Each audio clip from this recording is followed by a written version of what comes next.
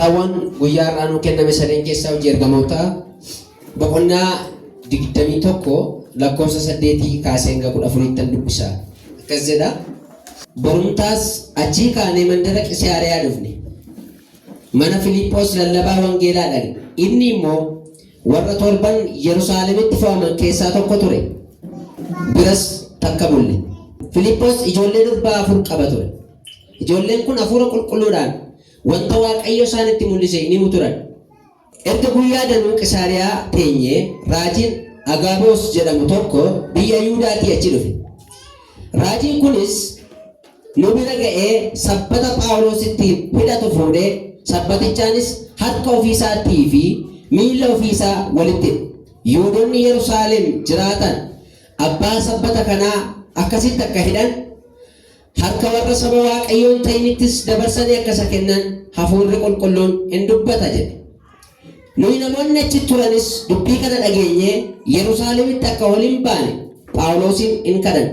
Inni garuu maaliif boossanii yaada garaa koo dhiphiftu? Anoo hidhamuu duwwaa otoo hin ta'in maqaa Gooftaa Yesuusiin jedhee Yerusaalemitti du'uufiyyuu qophaa'aadha jedhee nuuf deebise. Inni nuuf sarmuu dinnaan jaalalli Gooftichaa haa ta'u jennee dhiibne. Guyyoota kana booddees qophoofnee Yerusaalemitti waliin baane. Amantoonni Qisaariyaa tokkos immoo nu duukaa dhufanii mana Minaasoon nama Qophiroos isaa duraan Gooftaatti amanee bira akka buufannuuf nu geessane. Mata dureen guyyaa kanaa irratti barsiisu fedha Waaqayyoof dursa kennu mata duree jedhudha. Fedha Waaqayyoof dursa kennu. Waaqayyo yoo dubbate namni dubbachuu danda'a. Waaqayyo yoo sagalee isaa namaa hiike namni barsiisuu danda'a.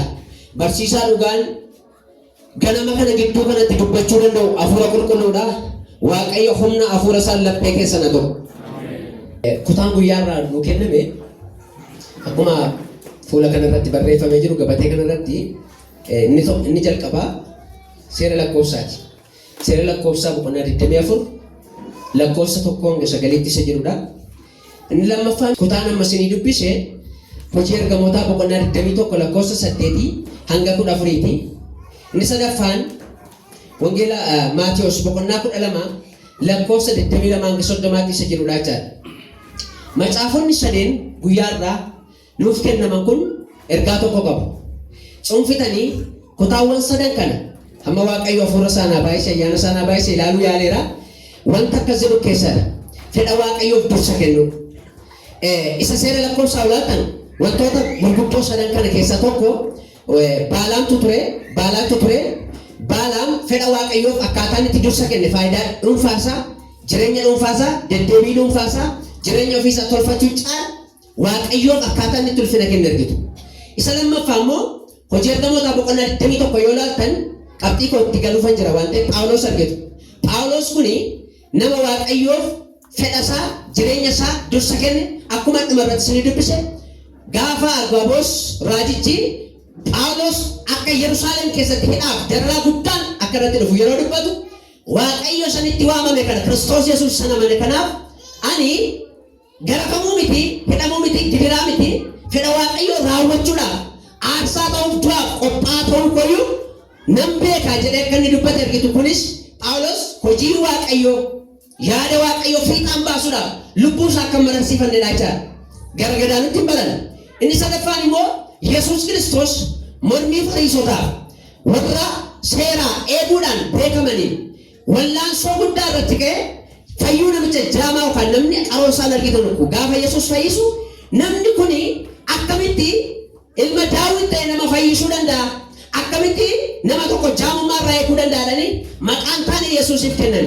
Yesuus garuu isa maqaan taanetti kennamu otoo hin taane isa jaalala Waaqayyo abbaa raawwachuudhaaf Waaqa irraa gadi bu'ee akka ta'e fedha abbaa isaa raawwachuuf isa dhufe akka ta'e argitoocha sadansaa gara dhumaatti ilaalla waan ta'eef. Egaa addumaan macaafa hojii ergamootaa kan akka seensaatti fudhadheen isinii ibsuu yaala. Macaafni hojii ergamootaa kuni Luqaasiin barreeffame. Luqaas kuni seenaa isaarraa akkuma dubbiftanitti nama macaafa wangeela Luqaasii fi hojii ergamootaa barreessedha.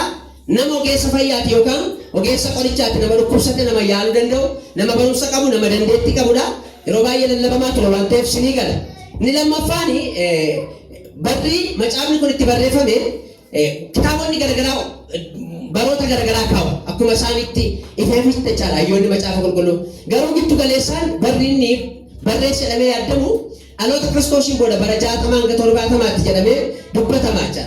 Hayyoonni macaafni hojii ergamootaa kun barreeffameef wantoota sadii gurguddoon kaa'ee inni tokkoffaan hafuurri qulqulluun waldaa ishee jalqabaa keessatti akkaataan itti hojii isaa hojjetu. Hojii ergamootaa boqonnaa 1:8 irraa kaasanii Yihuudaa Samaariyaa hamma handaara lafaatti akkaataatti gara Roomaatti wangeela akka itti bal'ate waldaa ishee jalqabaa keessatti ergamoonni akkaataa kamiin wangeela akka dabarsaa turanidha. Kaayyoon isaa isa kana barsiisuufidha. Inni lammaffaan hafuurri qulqulluun bu'uu yookaan hojiin hafuura qulqulluu bu'ee namoonni hafuura qulqulluudhaan guutamanii kan akka Phexros wangeela dhugaa kana du'aa ka'uu Yesuus Kiristoos dhalootatti mul'isuu fi fayyina isaanii kana mirkaneessuudhaaf isa argitochaadha. Hojii ergamoota boqonnaa 2 irraa kaasanii kaayyoonni barreeffameef hojiin hafuura qulqulluu waldaa kiristaanaa keessatti bartoota irratti hojjete mul'isuuf yookaan agarsiisuudhaaf barreesse Luqaas. Inni sadaffaan hojii Yesuus waldaa keessatti hojjechaa ture akkuma itti fufetti daangaa waggaama yeroo Phexros yookaan yeroo Phaawulos qofa otoo hin taane waldaa kiristaanaa keessatti hojii hafuurri qulqulluu hojii Yesuus Kiristoos hojjete itti fufee bara keenya kanas akka hojjetu bara keenya kanas akka jijjiiru barsiisuudhaaf barreeffamee jira. Gabaabumatti yoon isaa kana kaayyoo isaa dubbadhe fedha Waaqayyoof dursa kennuu jechuun maal jechuudha? Kiristaanni tokko kiristaana kan jedhamu fedha Waaqayyoof yoo dursa kenne. Fedha Waaqayyoof dursa kennuu jechuun immoo aarsaa gaafata, jireenya ofii dhiisuu gaafata. Fedha Waaqayyoof dursa kennuu jechuun akkan qabadhetti olaantummaa Waaqayyoo mirkaneessuun fedha ofii dhiisanii, yaada ofii dhiisanii, karoora ofii dhiisanii, karoora Waaqayyoo jiraachuu. Yaada Waaqayyoo jiraadha.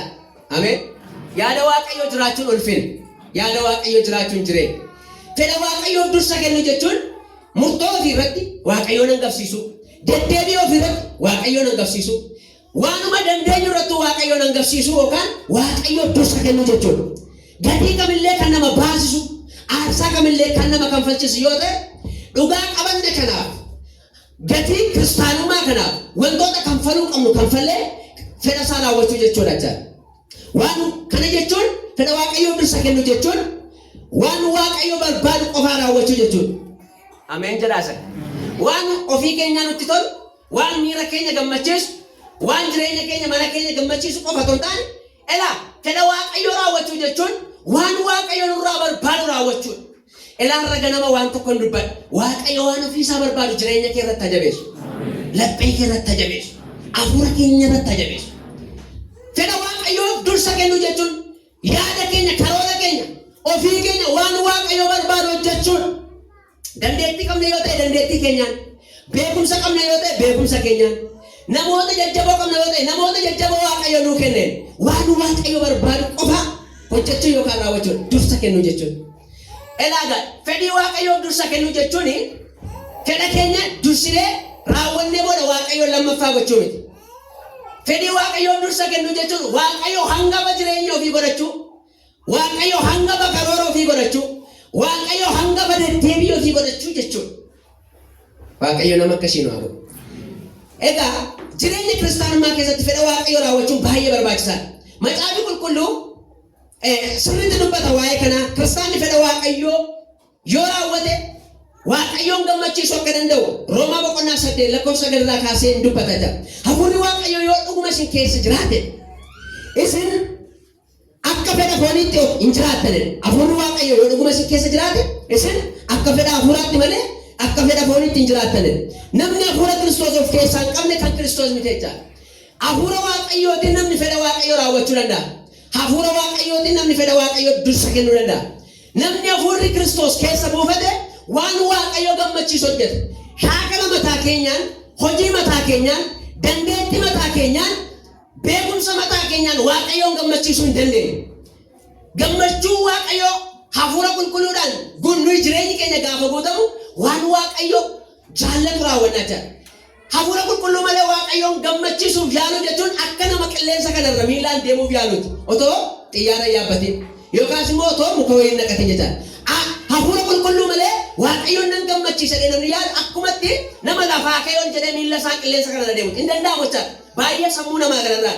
waaqayyo afuura isaan keessatti dhangalaasuudhaan kan ka'e fedha isaaf dursa kennuu akka dandeenyuuf nu gargaara. Egaa Yohaannis 6 lakkoofsa 38 irraa Yesuus Kiristoos jechanii dubbatu tokko jira. Akkas jedha Yesuus. Fedha ofii kootii raawwachuudhaaf miti. Fedha ofii kootii raawwachuudhaaf miti. Fedha isaan ergee raawwachuudhaafan waaqarraa gadi bu'e malee. Yesuus Kiristoos kuni buddeena waaqarraa isa gadi bu'eedha. Isa amantoonni nyaatan ittiin jireenya argatan. Inni kun waa'ee ofii isaa gaafa dubbatu, waa'ee tajaajila isaa gaafa dubbatu, an jedha Yesuus. Fedha koo raawwachuu, yaada koo raawwatachuu, gara biyya lafaa kanatti gadi bu'e miti. Maal gochuuf an dhufe? Fedha waaqayyoo raawwachuu, jaalala abbaa koo raawwachuu, isaaf dursa kennuufan biyya lafaa kanarra dhufee jedha. Yesuusin wanti gammachuu kennu fedha abbaa isaa raawwachuu akkuma ta'e, nuufis immoo jireenya keenyaaf gammachuu kan kennu fedha waaqayyoo keenyaaf yookaan fedha Yesuus Kiristoos raawwachuudha jechuudha. Fedha Yesuus Kiristoos raawwachuun immoo hafuura qulqulluudhaan malee hin danda'amu. Ergaa Yohaannis sarara boqonnaa 2 lakkoofsa 17 irraa akkas jedha. Biyyi lafaa hawwiin isaa hundinuu hin darba. Namni fedha waaqayyoo raawwatu garuu bara baraan jiraata. Fedha waaqayyoo namni dursa kennu bara baraan jiraata jechuudha. Namni fedha mataa isaaf dursa kennu immoo waggaa 50 yookaan 60 yookaan 70 jiraata. Namni sinii galaara. Fedha waaqayyoof yoo jiraattan, fedha waaqayyoof dursa yoo kennitan bara baraaf jiraattu. Fedha mataa keessaniif yoo dursa kennitan garuu jiraachuun hin jira, garuu jireenya xiqqoo jiraattu. Jireenya akkamii? Jireenya waggaa 70 yookaan 80. Kam jiraachuu barbaadu saba koo? Kam jiraachuu barbaadu saba gooftaa? Warra dhiigaan bitamtan. Fedha mataa keessaniif jiraattanii waggaa 70 gammachuudhaan jiraachuu moo? Fedha waaqayyoo isaa jiraata, fedha waaqayyoo fedha Yesuus Kiristoos raawwattanii bara baraaf jiraachuu barbaadu. Waaqayyo filannoo toluu akka dandeenyu nu gargaara. Egaa hawwiin biyyi lafaa hawwiin isaa hin darba yeroo jedhu soorummaan hin darbaa jechuudha. Badhaadhummaan hin darbaa jechuudha. Wanti nama fedha waaqayyoo keessaa gadi bu'ee hin darbaa jechuudha. Wanti nama ayyaana waaqayyoo keessaa qullaa godhe hin darbaa jechuudha. Hundi isaa iyyuu hin darba. Namni fedha waaqayyoo raawwatu garuu bara baraan jiraata. Warri duubaa sun qofti harka keessa rukutaa waaqayyoo galateeffadhaame. Isinis asirraa itti dabalaa sabni asirraa jirtan. Warri gidduu kanaa sirriitti harka keessa rukutaa waaqayyoon galateeffadha. Jira Yesuus. Egaa wangeela Maatiyos boqonnaa 6 lakkoofsa 33 yoo laaltanii namni qajeelummaa waaqayyoo fedha waaqayyoo barbaadutti yoo yaada isaa hidhe wanti biyya lafaa akka isa barbaachisu akka isa duukaa hiriiruun dubbata. Garuu fedha mataa keenyaa waaqayyo yoo dursisiifne jireenya kisaaraa jiran. Waaqayyo jireenya kisaaraa nu hawwatu. Jireenya kisaaraa jechuun jireenya bu'aa hin qabne jechuudha. Gabaabumatti kana yoo dubbate kutaa guyyaa irraa kana irratti hundaa'ee akkamitti fedha waaqayyoo raawwanna? Fedha waaqayyoo raawwachuun jalqaba akkuma isinii kaase ulfaataadha. Yoo hafuurri qulqulluun keessa jiraate yoo Kiristoos nu gale malee miti dha. Dandeettii keenyaan beekumsa keenyaan waanuma macaafa dubbifneef fedha waaqayyoo raawwanna miti yoo itti jiraanne malee. Gatii kamiyyuu akkuma Phaawulos kanfaluudhaaf qophaa'aa ta'uudha jechuudha. Fedha waaqayyoo raawwachuu kan nuti dandeenyu. Fedha waaqayyoo raawwachuun kuni namni tokko nama tokko waan tokko xumuruuf gatii wayii kaffala. Aarsaa wayii kaffala. Fedhi waaqayyoo kun fedha salphaa miti, fedha jireenya bara baraatti nama galchudha. Fedhi waaqayyoo kun fedha ilma isaa Yesuus Kiristoosiif abboomamuuf isaaf jiraachuun argatee gatii kamiyyuu dhaggeeffachaa jirtu aarsaa kamiyyuu kanfaluudhaaf qophaa ta'uu turre jiraachaa jecha. Namni fedha waaqayyoo raawwachuu barbaadu aarsaa kamiyyuu yookaan gatii kamiyyuu kanfaluuf nama qophaa'ee ta'uu turre jiraata. Phaawulos kutaa kana keessatti akkuma dubbate hojii ergamootaa boqonnaa 21 irraa akka kanatti nagaa isaanitti dhaamee gidduutti gargar ba'eera. Otoo hin jaallatiin markabaan ceenedha. 21 lakkoofsa 1 irraa Qoos biyya bishaan keessaa dhufnee borumtaa isaa immoo Roodos biyya bishaan keessaa geenyedha. Achitti immoo kaanee mandara Phaaqaaraa dhaqnee achitti markaba kutaa biyya Finiiqeetti ce'u argannee yaabbannee ittiin adeemnedha. Qophiroos fuullee arginee harka bitaadhaan bifnee Sooriyaatti darbine. Xiroos iddoo itti markabichi mi'a buusu kaa'utti hin buufanne. Amantoonni achi jiran arganne. Torban tokko isaan bira turre. Amantoonni kunis hafuura qulqulluutiin gaggeeffamanii akka inni Yerusaalem hin dhaqne Phaawulos himaneera. Amantoonni kun yeroo Phaawulos torbee tokko bira taa'u adeemsa hojii wangeelaa irra jira. Lallaba irra jira. Phaawulos yeroo adeemsa hojii wangeelaa kanaaf deemu jireenyi masaatu wangeela. Kana jechuun jireenyi Phaawulos kun waaturraa dubbifamu. Waaturraa namatti urgaa. Amantoonni gaafa inni bira jiraatu, gaafa inni wajjin taa'u akka inni Yerusaalem hin dhaqneef ittisanidha. Maaliif jennaan warri Yerusaalem keessa jiraatan saba Waaqayyoon hin beeknedha. Phaawulos immoo Yesuus Kiristoos fayyisaa ta'uusaa, karaan jireenyaa Yesuus qofa akka ta'e, fayyinni Yesuus qofa akka ta'e akkaataa itti amane gaafa inni ibsu akka ajjeesa waan beekanii akka isaan hin dhaqneedhaaf akkuma isaan bira turu barbaadu ture. Garuu Phaawulos jalqaba yoo dubbistan hojii ergamoota 20 keessatti inni wangeela kanaaf faayidaa gatee nama wangeela kanatti dhufe. Faayidaa gatanii wangeelatti dhufu. Kan immoo faayidaa argachuuf wangeela gatanii. Nama lama jira bara kana keessa. Warra faayidaaf jedhanii wangeela gatanii. Warra wangeelaaf jedhanii immoo faayidaa gatanii. Phaawulos warra wangeelaaf jedhanii faayidaa gatan keessatti ramadamaa jira. Kana jechuun wangeela bu'aasaa godhachuudhaaf abbaa seeraa ture Gamaali'eel jala taa'ee nama seera baratedha. Waan hundumaa akka waan gatii hin qabnetti nama lakkaa'e. Waaqayyo jireenya keessan kana kan isaa godhatu. Jireenya wangeelaa. Gaafa inni waa'ee Yesuus kana dubbatu namoonni amantoonni iddoo sanaa jaallatan akka inni hin deemnedhaaf hin ittisan jedha.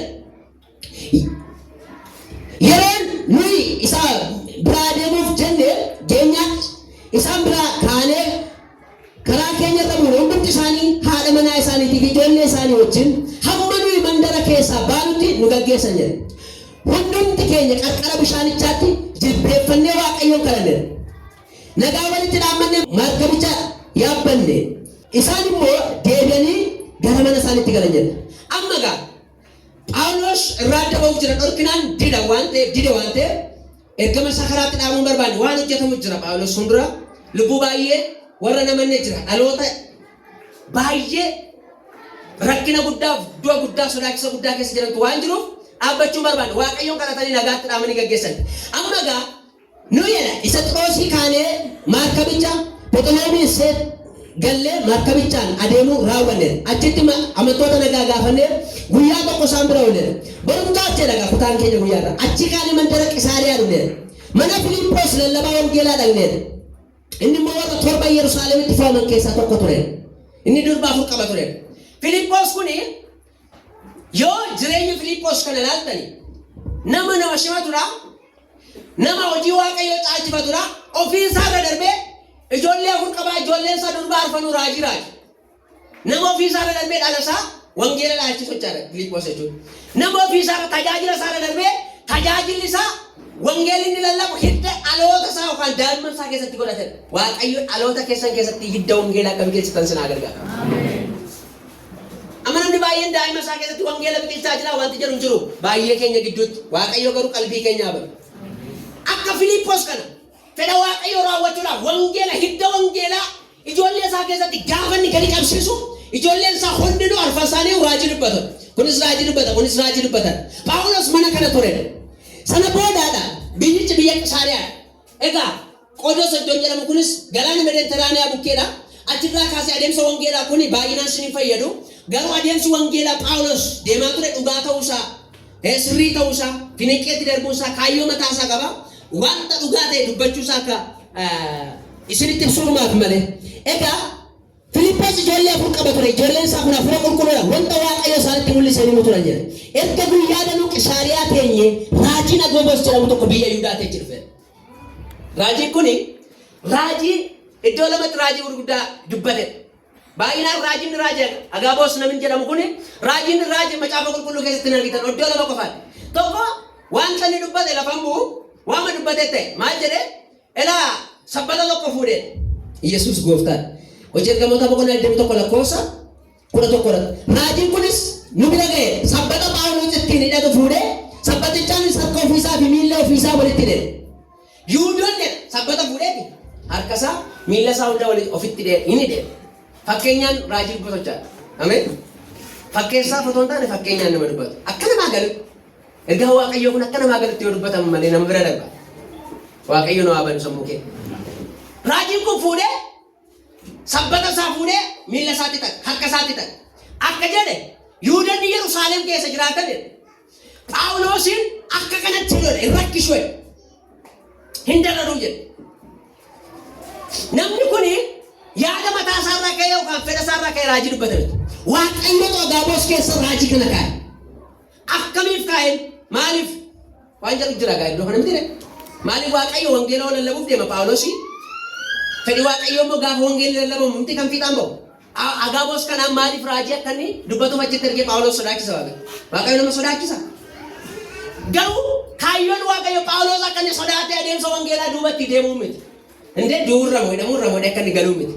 Fedha waaqayyo akkamitti raawwanna firoota koo aarsaadhaaf gatii wangeelli nama baasisu kamiyyuu fudhachuudhaaf of qopheessuudha. Wangeelli gatii nama baasisa. Gaafa Agaabos raajii dubbatu amantoonni iddoo sanaa warri mana Filiphos jiran suni baay'ee nama kadhataafisi jaalala Phaawulos irraa kan kaan irraa kan ka'e lapheen isaanii tuqameen bu'an jedha. Himmara lamane. Maal jennaan Phaawulos yoo Yerusaalem dhaqe nama yaadni waaqayyo irra buufatedha. Nama wangeelaaf jedhee adda baay'eedha waan ta'eef hin ajjeesu waan ta'eef maal godha kan jedhan kan ka'e sammuu isaanii dhiphate. Garuu akka jedhe Phaawulos maaliif yaada garaa koo moogeessitu? Maaliif akka inni boo'u na gootu? An jedhe wangeela kanaaf hidhamuu qofaa hedduu ishee. Ameen. Garafamuu qofaa hedduu harki koo hidhamuu miilli koo hidhamuutu an wangeela kanaaf aarsaa ta'uuf iyyuu nama itti gaafatamummaa fudhate nama qophaa'e. Jiraa namni akkasii fedha waaqayyo salphaatti raawwachuu hin dandeenye. Of kennuu qabna. Akka Phaawulos billaatti yoo deemuu dadhabne mee jireenyuma keenyaa kenninu. Akka Phaawulos magaaziitti billaatti halangaa jallootaatti deemuu yoo dadhabne lapheen keenya waaqayyo kawaree gahu. Lapheen hin galle baay'ee jira. Jireenyi hin galle baay'ee jira. Merka keessa rukutaa waaqayyo galateeffadha. Fedha waaqayyo raawwachuun firoota koo ulfinatti nama buutu. Akkas jedha. Nuyi namoonni achi turanis dubbii kana dhageenya Yerusaalemitti akka ol hin baane Phaawulos hin kadhanne. Inni garuu maaliif baasanii yaada garaa kun dhiphisu? Anoo hidhamuu dubbaa otoo hin ta'in maqaa gooftaa Yesuusii jedhee Yerusaalemitti duufiyyuu maal? Qophaa. Ameen. Yerusaalemitti fedha waaqayyo raawwachuudhaaf duun murteessaadha. Duu jechuun suma biyya lafaa kanarraa xumurannee gara lafaa jalaatti boollatti seenu miti. Hafuuraan wanta nu keessaa duudii gaafa jennu duuneera. Fakkeenyaaf nama tokko keessaa hawwii hamaa duudii yoo ta'e gaafa sajjeessu namni tokko du'eera. Nama tokko irraa fedha fooniitu biyya lafaatti hawwuutu sammuu isaa dhuunfate yoo ta'e isa of keessaa yoo ajjeese du'eera namni. Eenyuuf? Yesuusiif jecha. Isin duutaniitu jireenyi keessan waaqayyo wajjin Kiristoos keessa maal ta'e? Dhokfamee yookaan dhokatee jedhamtine kanaaf duudha jechaadha. Ani Kiristoos kana wajjin duudhaaf iyyuu maalidhaan? Qophaa'aadhaan. Fedha waaqayyo raawwachuun haala gaarii keessatti qofa miti. Rakkoon ulfaataan osoo jiru fedha waaqayyo fiixaan baasuun ni danda'ama jechaadha akkuma Phaawulos. Gatii kanfaluudhaaf qophaa'e. Hin deeme jechaadha adeemsa wangeelaa. Namni jireenya kiristaanummaa keessatti fedha waaqayyo fiixaan baasuuf ofiisaa guutummaatti waaqayyotti kennuu qaba. Akka Phaawulos kana nama du'ayyuu bu'aa isaa godhatu. Anaaf duuni maal? Bu'aa kootee Kiristoos. Jireenya miti. Mee Kiristoos ni maal saba? Mee jireenyadhaan. Duuno amma gaduu dadhabne gaara kookee. Fedha waaqayyo raawwachuu barbaanne garuu duunu.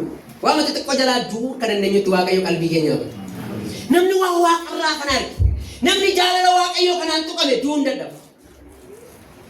Kiristoos kana keessatti namni qalbii isaa baname. Isa Yesuus Kiristoos fannoo irratti dhiigi isaa dhangala'e kana gaafa sammuun keenya banamee arginu hafuurri qulqulluun gaafa nu dhuunfatu du'uu hin dadhabu. Namni kan du'uu danda'u ammuma waaqayyo arge du'a namni. Ammuma waaqayyo argitan ammuma Yesuusiin isinitti mul'ate Yesuusiif duutu. Maaliif hin jedhee? Hojjettoota boqonnaa 8 yoo ilaaltan Phaawulos nama mandara Damaaqsotti otoo saba kiristaanota warraa gooftaa Yesuusitti amanan warra Isxifaanos ajjeesuu keessatti walii gale ture mire gaafanni achi deemu namoota ajjeesuudhaaf waaqayyo garuu ilma isaa Yesuus Kiristoosiin ergeetti mul'ate Yesuus. Fardinni dhaabbatee ittiin deemuudhaan lafaan dhahee itti mul'ate. Namni akkasii kun egaa hin arge. Yoo argine malee du'uu hin dandeenye. Amma sabas baay'ee rakkisuun hin ta'u. Siniif yoo nuuf ife malee saba Kiristoos kanaaf jiraachuun wallaansoo nu qaba. Miti hammumatti mul'ate ifa guddaa tokko ifa ifarra caalutti itti mul'ate fardinni yaabbatee ittiin namoota ajjeesuu barbaadudha lafaan dhahee Phaawulos jedhe Saa'ol jedhee waan maaliif na areettanii billaa qaramaarra dhaabachuu barbaaddaa jedhe. Dhaqee jedhan wanti inni barbaade ittiin deemaa jiru kun akka san barbaachifne itti meechaa. Wanti isin ittiin deemaa jirtan kun sin baasa. Fedha Waaqayyoo akka raawwattan sin godha itti yaada. Kiristaanumaan kun kiristaanumaa ho'isumaan maqaadhaan waldaama keessa jiraannee darbinu miti. Waaqayyo waan nurraa barbaadu qaba. Isa lubbuusaa, isa dhalasaa Kiristoosin siniif kenne kana kabajuun, sodaachuun isaaf jiraachuun nuuf haa ta'u. Luqaas 9:23 yoo laattan hunduma isaaniitti eenyullee na duukaa bu'u yoo fedhe waa'ee ofii isaa dhiisee fannoo isaa baatee yeroo hundaa na duukaa bu'u jedha Yesuus bartoota. Na duukaa bu'uu namni barbaadu. Filiippoos 3:7-8 irratti immoo Phaawulos akka jedhu amma garuu Kiristoosiif jedhee wanta bu'aa naaf qaba ture hundumaa akka waan gatameetti maal ta'eera lakkaa'eera. Sababni wanta bu'aa isaa qabu hundumaa akka kosiitti akka lakkaa'u. Fedha Waaqayyoo akka inni raawwatuudhaaf yaada isaa hundumaa, fedha isaa hundumaa, akeeka isaa hundumaa wanta bu'aa isaaf qabu hundumaa akka kosiitti lakkaa'eef immoo akkas jedha. Dhugumayyuu gooftaa koo Kiristoos Yesuus hin beekuun hundumaa irra waan caaluuf anu waan hundumaa akka waan gatameetti nan lakkaa'a. Kiristoosin bu'aa koo godhachuudhaaf kun hundinuu akka waan gatamee ta'eera. Akka Kiristoosittis akka kosiittis maal godhe ifam akka kosiittis isa lakkaa'e. Waan akkamii wanta bu'aa isaa qabu, wanta isa fayyadu hundumaa Waaqayyo nu gargaara. Wanta bu'aa namaaf qabu jechuun waan rakasaa wayii gaggate miti. Amma Phaawulos jechuun nama silxaanii guddaa qabu miti nama jechi inni dubbate tokko kumaatama fuulduratti dhaggeetti qabudha. Kana hundumaa dhiisee maaliif jennaan Yesuusiif jedhee. Wanta bu'aa naaf qaba ture hundumaa akka kosiitti lakkaa'e. Gatuu barbaada kiristaanummaa wantoota baay'ee. Eenyummaan nutti qabatee Yesuusin wallaalchisu akka gannuuf Waaqayyo nu gargaara. Eenyummaan nutti qabatee Yesuusin wallaalchisu jira jechaadha. Hojii ergamoota 20-24 kasuusi maal dubbista? Tole. Hojii ergamoota boqonnaa 20 lakkoofsa 24 nan dubbisa maqaa Yesuusin akkas jedha. Haa ta'u iyyuu malee hojiin wangeelaa ayyaana Waaqayyoo dhugaa ba'uu Gooftaa Yesuus biraa anatti kennameera. Ani immoo ergaa koo fi hojii koo kana raawwachuu duwwaa nan barbaada. Kana irraa kan hafe jireenya koo akka waan gatii anaaf qabuutti hin lakkaa'u. Qabxii lammaffaa fedha Waaqayyoo raawwachuun ni jalqabaa. Gatii kamiyyuu kanfaluudhaaf qophaa'aa ta'uu nama gaafata. Inni lammaffaan immoo sagalee Waaqayyoo amanamaa ta'u. Namni sagalee Waaqayyoof amanamaa hin taane fedha Waaqayyoo raawwachuu hin danda'u. Seera lakkoofsa boqonnaa 24 lakkoofsa 1-9 kutaa keenya guyyaa har'aa kana nama lamatu ture. Kutaa kana keessa gabaabinaan seenaan isaa dheerata waan ta'eef seenaa isaa jalqabaa kaasee boqonnaa 21 kaasee amma 24tti wal qabata waan ta'eef raafilii irra keessa isinitti hima. Nama Waaqayyoo tokko ture. Namni Waaqayyoo kun Baalaam jedhama. Nama oduu dubbatu yookaan nama raajii dubbatu ture. Baalaaq immoo namni jedhamus ture. Maqaan isaanii wal fakkaata. Baay'ee. Sagaleen Waaqayyoo malee namni fedha Waaqayyoo raawwachuu hin danda'u. Sagaleen Waaqayyoo yoo keessa isaa buufate namni fedha Waaqayyoo raawwata. Baalaam seera lakkoofsaa boqonnaa 22 lakkoofsa 24 irraa kaasanii yoo ilaaltan seera lakkoofsaa hamma boqonnaa 22 irraa hamma 24 tti ilaaltan seenaa isaa sirriitti argitu jechuudha. Baalaam nama raajii dubbatu yookaan nama dubbannaan isaa kabajamu. Waan inni gogeedhaan gogsa Waaqayyoo. Waan inni maa jiraatu dhaan jiraachisa. Waan inni abadoo dhaan balleessa Waaqayyoo. Waan inni immoo haa jiraatu wedhee hin jiraatu. Nama akkasii.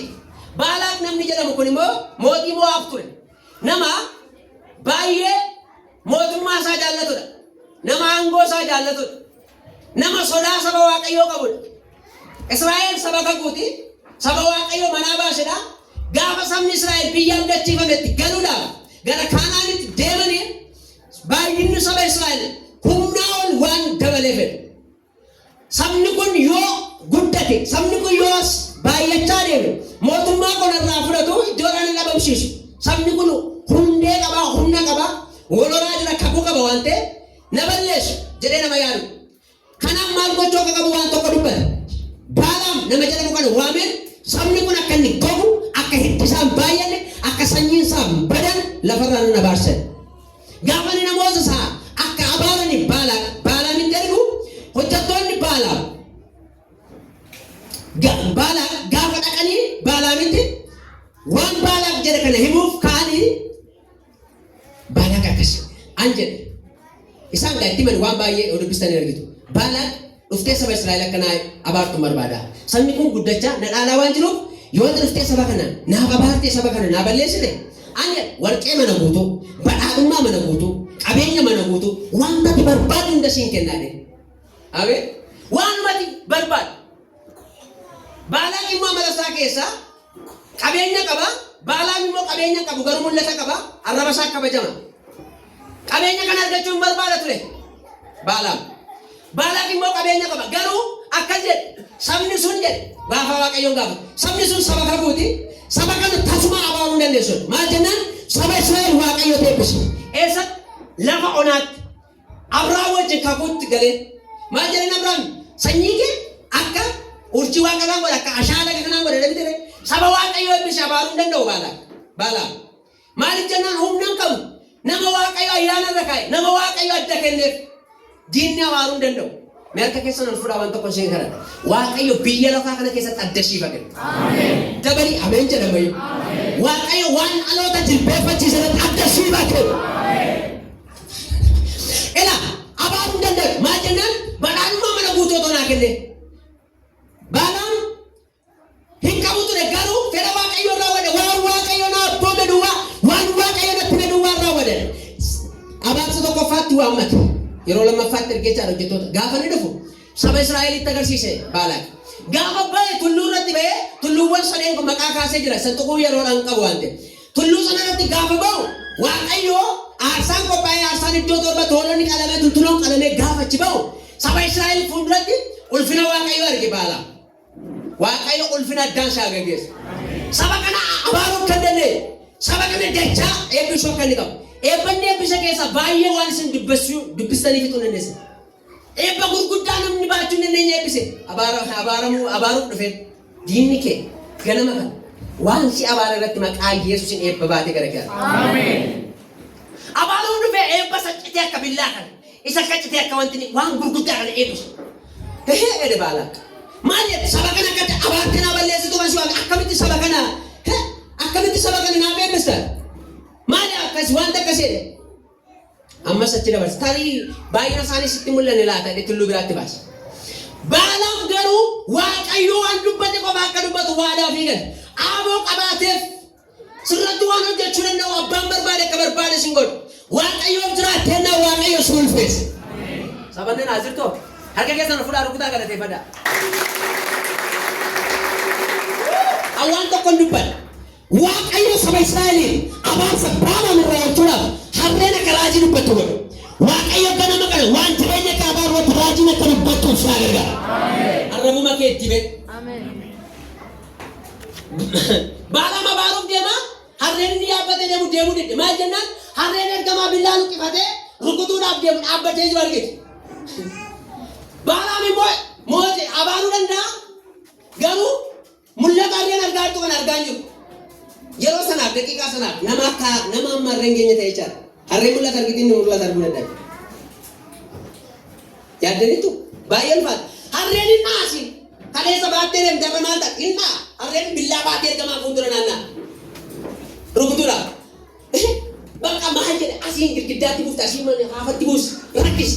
Achi booda hin dubbatte harreen. Maal jenna ani gooftaa kottee nenna. Dura akkatti si didee beekaatte na deddeemne ture. Dura akkama kana si godhee beekaane namoota hin beeku.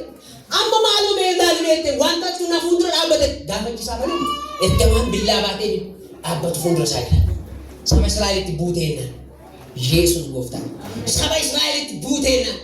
Ela wanti sitti bu'ee ganama kana hin oofkale. Akka jalfuun isin eebbisa. Wanti toora si kaasuu barbaadu maqaa Yesuus hin oofkale. Wanti toofee qabachuu barbaadu nama waan akkuma sana. Humna du'aa ta'uu Yesuusin wanti si buqqisee toogee dhaanuu barbaadu kan boyaatu. Namooti baay'een iddoo keessanii keessaa of sodaachaa jiru. Garuu sirna adda jira. Garuu sirna sodaachisuu Waaqayyoo jira. Garuu sirna simboo Waaqayyoo jira. Nama simboo Waaqayyoo bajoo hin danda'u abaarsa. Adda jedhuu keessa maqaa Yesuus illee kan abbaddatu Waaqayyo adda biyyoota keessa baaraa jira. Harreetu haasa'uu jalqabe beekanannaan fedha Waaqayyoo irratti kan darbine murteeffatedha. Faayidaan hunduma isaa dhiisee waa Waaqayyootti qofaa dubbate. Fedha Waaqayyoof jiraadha. Sagalee Waaqayyoo qabaname jira. Nama faayidaa utuu argate jaallata. Waaqayyo nama gargaaree malee isa kana hin danda'amu jecha firoo ta'u. Waaqayyo nama gargaara. Egaa Israa'el saba kakooti kanaaf abaaruu hin dandeenye jecha. Fedha Waaqayyoo raawwachuudhaaf murteeffate. Sagalee Waaqayyoo qofaa waa Waaqayyootti qofaa. Sagalee Waaqayyoof amanama. Sagalee waaqayyoo jiraadha. Namni sagalee waaqayyoof hin jiraanne fedha waaqayyoo akkamitti jiraata? Fedhi waaqayyoo kan keessaa nutti mul'atu sagalee waaqayyooti. Mee sagalee kana ol fuudhaa warri wangeela qabdan. Wangeela kana ol fuudhaa. Fedha waaqayyoo jedhame. Kanan arguu danda'u dhaame. Sagalee waaqayyoo keessaa fedha. Sagalee waaqayyoo gattanii fedha waaqayyoo raawwachuun barbaadina. Fuudhaa lafa gattanii. Fuudhaa iddootti gattanii. Inni sadaffaan Yesuus wajjin dhaabbachuudha. Wangeela Maatewos boqonnaa 12 lakkoofsa 22 hanga 30. Yesuus wajjin dhaabbachuu jechuun wangeela Maatewos kana keessatti mootummoota lama jira. Mootummaa seexanaa fi mootummaa waaqayyoo. Yesuus mootummaa waaqayyoo fuudhee Fariisota gidduu buufate. Fariisonni immoo warra seera eeganidha. Warra waan isaan jedhan qofti akka ta'u barbaadan, warra qulqullummaa ofii isaanii dhaadatan, warra muka abboota isaanii dhaadatanidha. Gaafa Yesuus Kiristoos namicha jaamaa yeroo dheeraaf ture kana fayyisu gungummii guddaan lola guddaa irratti ka'e. Maal jennaan namichi kun jedhan ilma Daawit jedhan gama lakkeedhan hangama seexanaa Beelzebul fayyadamee namoota fayyisaa jira, hafuurota hamoota baasaa jiran. Namoonni kun yaada mataa isaanii qofaa, fedha mataa isaanii qofaa nama raawwachuu barbaadan. Fedhi waaqayyoo immoo Yesuus Kiristoosin biyya lafaa simachuu akka qabudha. Yesuus Kiristoos kun immoo isa cubbamootaaf gara biyya lafaa dhufe. Namni jaamaa ture kun fayyuun isaanii gaafa inni fayyee ijji isaa banamu hin aaran. Waa'ee kee waaqayyo barana goolii kaasa. Yesuus Kiristoos yeroo baay'ee jireenya isaanii ifa godhee dubbate akkaataa isaan barumsa karaa sirriirra hin jirre alaan qulqulluu fakkaatu keessa isaanii garuu yeeyyii akka ta'an qajeelummaa waaqayyoo akka adeetan gaafa dubbatu irratti ka'anii Yesuus wajjin dhaabbachuu jechuun immoo qajeelfama Yesuus kenne fudhachuudha. Ilma waaqayyoo Yesuusin simachuudha. Qajeelfama waaqayyoo raawwachuuni seera isaanii caalaa waaqayyo kaayyoo waaqayyoo raawwachuu irratti xiyyeeffate Yesuus. Seeruma isaanii isaan irratti dubbatanii yaada waaqayyoo raawwachuu irratti xiyyeeffate. Karoora waaqayyoo irratti xiyyeeffate. Isaan garuu kanuma keessaan garaa jabaatanii Yesuusin maqaa balleessan jechuudha. Inna biyya lafaa kanarra jiraatanitti fedha waaqayyoo raawwachuudha. Fedha waaqayyoo raawwachuudhaaf wantoota sadan kana gochuu qabdu. Tokkoffaa kan kaayetti kakutaa keenya guyyaa irratti aarsaa kamiyyuu kanfaluudhaaf yookaan gatii kamiyyuu baasuudhaaf qophaa'uu ta'uu qabdu. Inni lammaffaan immoo sagalee waaqayyoo qofaaf amanamoo ta'uu qabdu. Inni sadaffaan immoo Yesuus wajjin dhaabbachuudha. Yesuus wajjin dhaabbachuun hojii Yesuus, jaalala Yesuus, araara Yesuus labsuudha. Ija hojii hafuuraa godhachuu jechuudha. Qajeelummaan waaqayyoo karaan itti nu keessaan ba'u ija nu godhannu walii keenya wajjin akkaataa itti nuti jiraannu malee biyya lafaa gidduutti akkaataa nuti jiraannu qajeelummaa waaqayyoo lallaba. Gaafa nu ija garraamummaa godhannu, gaafa nu ija qajeelummaa godhannu, fayyina keenya kana gaafa nu ibsaa dhalootatti deemnu Kiristoos nurraa argaa jira. Isaan kanaan fedha waaqayyoo raawwachuu dandeenya. Mata dureen guyyaa irraa kana baranne fedha waaqayyoof dursa kennuudha. Fedha waaqayyoof dursa kennuu kuma barannee turre fedha waaqayyoo akkamitti raawwanna isa jedhuuf isaan kana yoo fayyadamnedha. Waaqayyoo si na eebbisu.